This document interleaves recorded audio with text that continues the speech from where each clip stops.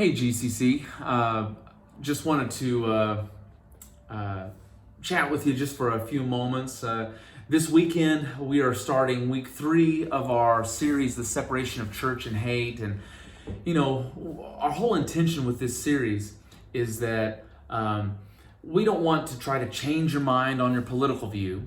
Instead, we want to get you to change how we respond to each other in the midst of this political climate.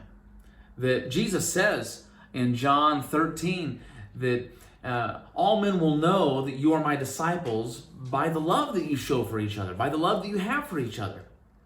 And man, it's so easy to get so focused on winning the argument, on proving that we're right, that we lose love.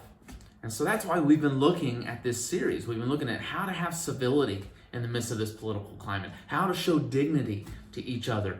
And this week we're looking at humility. And man, it's been a hard one. It's been a tough week just as I'm preparing for this message and the topic. It's one of those topics where how do you pursue humility? If you say you have humility, well, just by saying it kind of proves that you don't have it.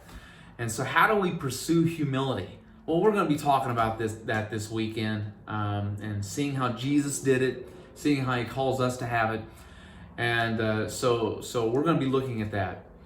But then I also thought a little bit on, this month, we've been having a month of prayer, and we're 1 week closer to the election that's coming up here in a couple weeks.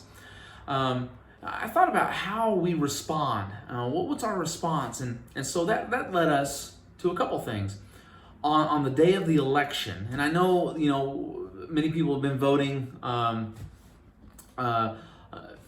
even now all the way up until the election, but on the day of the actual election, we're going to have our building open all day, our worship center open for you to come and pray. And, on your lunch break or on sometime, maybe if you go and you vote that day, or maybe if you previously voted, you want to come and spend 15 minutes, 10 minutes, 30 minutes just praying in our sanctuary. We're going to have that set up for you to do so. So remember that on the day of the election, November 3rd, just come and pray. Pray for our nation, pray for the church, pray for our leadership. And then that evening from 7 to 8 p.m., we are going to have a night of worship where, we're not going to know who the newly elected president is at that point. And so we're just going to come and we're going to celebrate King Jesus.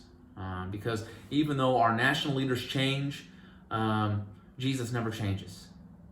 He is the founder of the church. And he is the anchor of our soul. And so we're going to come in and we're going to praise him from 7 to 8 p.m.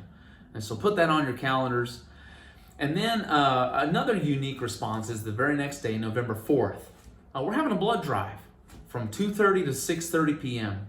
And you'll see information start to come out. There should be a flyer attached to this email or on social media. And you'll see flyers up on our website and on the doors throughout our building.